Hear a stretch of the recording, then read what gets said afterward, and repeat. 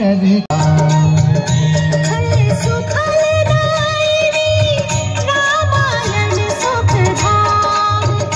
अद्भुत है महिमा दो अक्षर के नाम की। सुनो राम कथा जय बोलो श्री राम की। दोनों बड़े प्रसन्न हो। बात क्या है? तात, मिथिला के महाराज जनक जी के एक दूत आपके लिए शुभ संदेश लेकर पधारे। महाराज जनक का संदेश? हाँ, भैया राम का संदेश। राम का संदेश? वो कुशल से तो है ना? तो जिससे तुम्हारे बुरे दिन अपनी आंखों से न देखूं। चुप रह। न जाने क्या बकबक करती है। बुरे दिन आए मेरे बैरियों के। क्या मंथरा, तेरी ये दशा क्यों हो रही है? क्या हुआ है तुझे? तेरी ये दशा देखकर तो मुझे सचमुच आशंका होने लगी है। राम तीनों भाइयों सहित और महाराज कुशल से तो है ना? सब कुशल से है, तुम्हारी कुशल नहीं दिखाई देती। मैं तो खुशियों के सागर में डुबकियां लगा रही हूँ। मुझे तो बस एक ही बात दिखाई दे रही है, मेरा राम कब राजा बनेगा, कब अयोध्या के राज्य सिंहासन पर बैठेगा। हाय हाय हाय, फूट गए कर। जली, तेरा रूप अच्छा नहीं है, कम से कम बातें तो अच्छी किया कर। व्यर्थ के गाल बजाई जा रही है। ओहो, लगता है तुझे लखन लाला ने कुछ कहा है, क्योंकि मेरा राम वो तो किसी को कोई कड़वी बात कभी कह ही नहीं सकता। क्यों कहेगा? सबसे मीठा रहकर ही तो सारी अयोध्या का राज हड़प कर जाएगा। करम जली, तेरी जीभ खिंचवा लूंगी, समझी? अरे राम बड़ा है, वही राजा बनेगा। और फिर सूर्यवंश की रीति यही है। उस रीति का परिणाम भी सोचा है कभी? राजा बनेगा राम और भरत बनेगा दास, और तुम बनोगी दास। अरे कुटिल बुद्धि। अरे राम के लिए तेरे मन में ऐसा कोई विचार आया कहाँ से? मेरा राम अपनी जननी कौशल्या से अधिक मुझे स्नेह करता है और अपने छोटे भाइयों को अपने प्राण से अधिक प्यार करता है। हे प्रभु, मेरे भरत की रक्षा करो, मेरे भरत की रक्षा करो प्रभु। मेरे भरत की रक्षा करो। चुप हो जा, चुप हो जा। ये कैसा विष खोल रही है मंथरा? तू ये कैसा विष खोल रही? नहीं मंथरा, नहीं, जा चल यहाँ से। इस प्रकार मुझे मत बहका। इतने बड़े कुचक्र, ऐसे घोर षड्यंत्र की मैं कल्पना भी नहीं कर सकती। ऐसी कुटिल कुमति तुझमें किसने भर दी है? मेरा क्या? तेरा पुत्र राजा बने या कौशल्या का, मैं तो रानी बनने वाली नहीं है। पर तू राजा की चहेती रानी बनकर अकड़ रही है ना, तू दासी बन जाएगी, मेरी तरह दासी। दासी?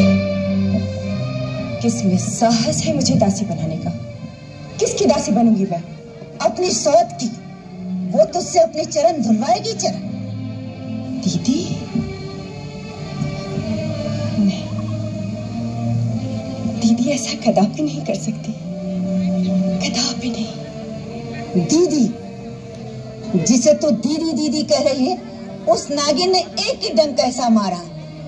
जिस राजा को तू जीवन भर नाच नचाती रही, उसी के हाथों तेरा सर्वनाश करा डाला।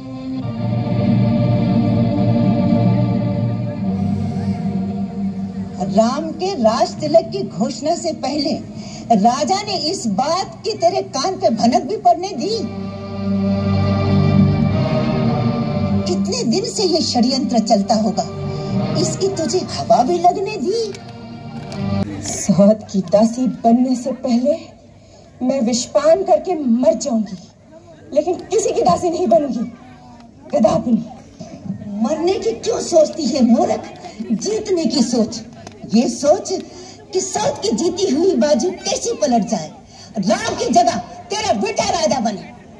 मंथरा, अब ये झूठे सपने क्यों दिखा रही है? कल भोर होते ही राम राजा बन जाएगा।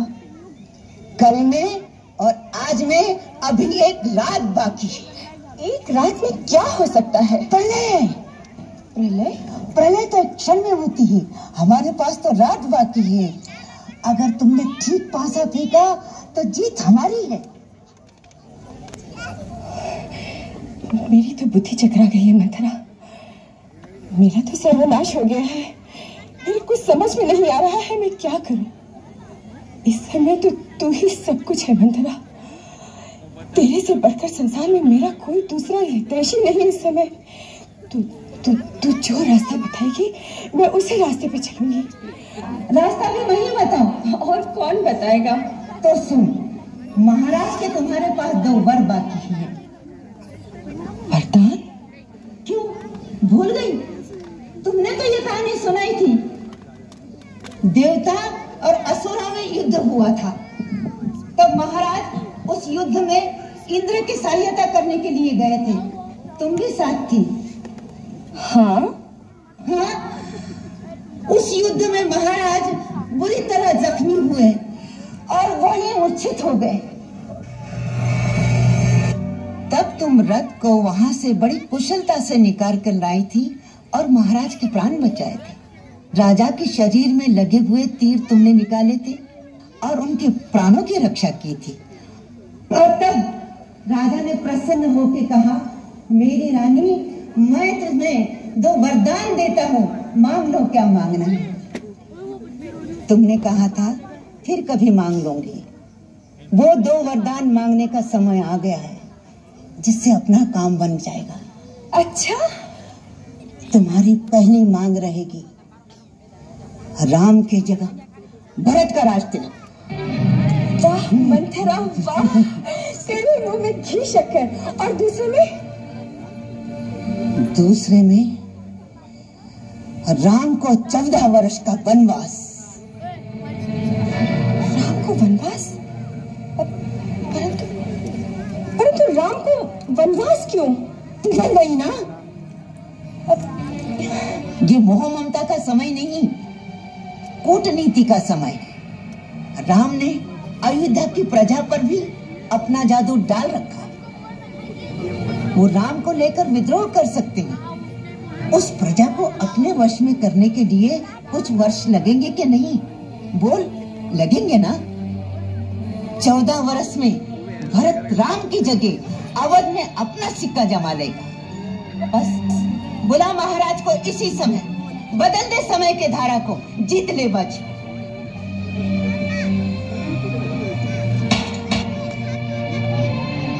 देवी,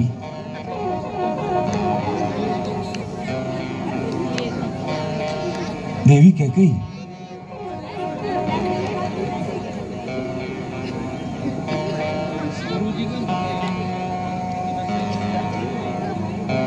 क्या हुआ? बताओ, क्या बात है?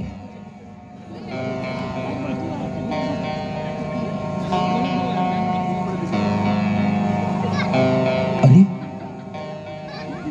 ये क्या वेश बना रखा है? बताओ, कुछ बोलो भी। ये क्रोध की अग्नि किसने भड़काई? किसने तुम्हारा अपमान? देखो, हमसे तुम्हारा ये चुप रहना सहन नहीं हो रहा है। तुम जानती हो कि तुम हमें प्राणों से भी प्रिय हो। तुम जो कहो वो कर सकते हैं, जो चाहो वो तुम्हें दे सकते हैं। यदि तुम चाहो तो राजा को भिखारी बना सकते हैं या भिखारी को राजा।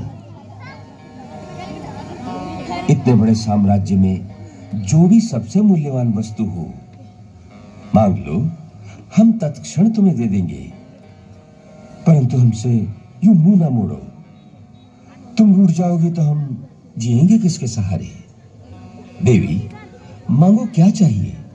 हम तुम्हें वचन देते हैं, जो मांगोगी इसी क्षण देंगे। देंगे, देंगे, सदा ही कहते रहते हैं आप, कभी कुछ दिया भी है? आज नए वचनों को लेकर आ गए। अभी तक तो आपने पुराने वचन पूरे नहीं किए। मैं इन नए वचनों को लेकर क्या करूंगी? तुम अभी मांगो, हम प्रतिज्ञा करते हैं कि जो मांगोगी तत्काल उसे पूरा कर देंगे। मांगो, जो चाहो मांग लो। मुझे तो बस मेरे 2 वरदान चाहिए। पहले ये मांगू या ये मांगू? कोई भी जो चाहो। पिताजी को क्या कष्ट है माँ? उनकी अस्वस्थता का क्या कारण है? मैं राजवैद्य को बुलाऊं? इनके रोग की दवा राजवैद्य के पास नहीं, तुम्हारे पास है राम। मेरे पास?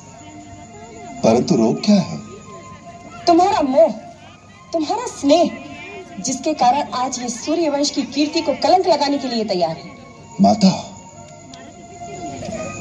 मुझे क्षमा करें।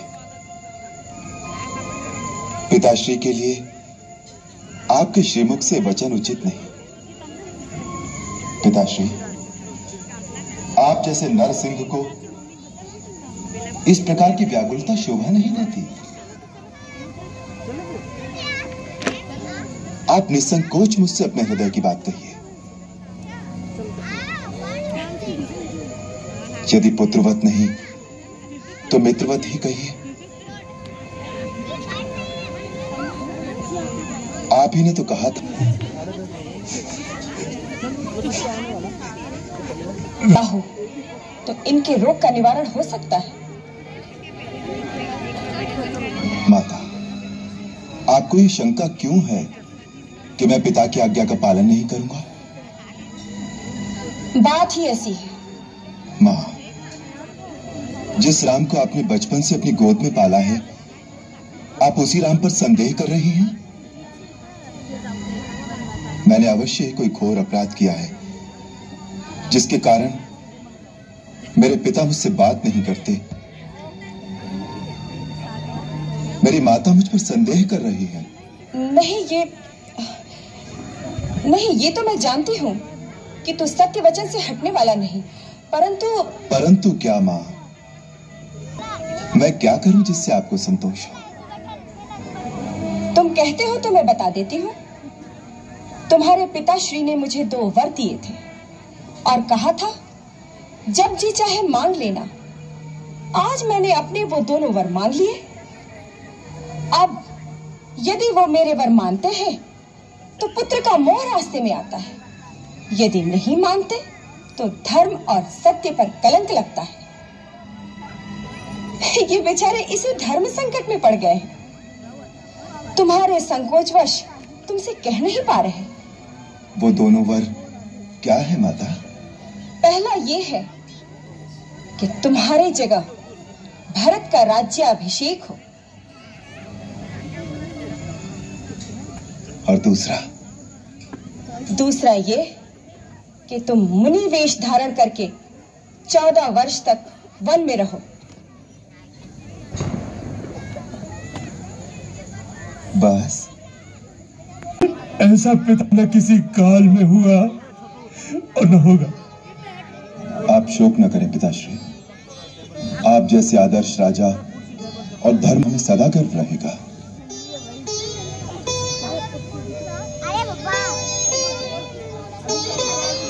जाने से पहले एक निवेदन है आपके श्री चरणों में। मेरी माता देवी कौशल्या मेरे जाने से बहुत व्यथित हो रही हैं।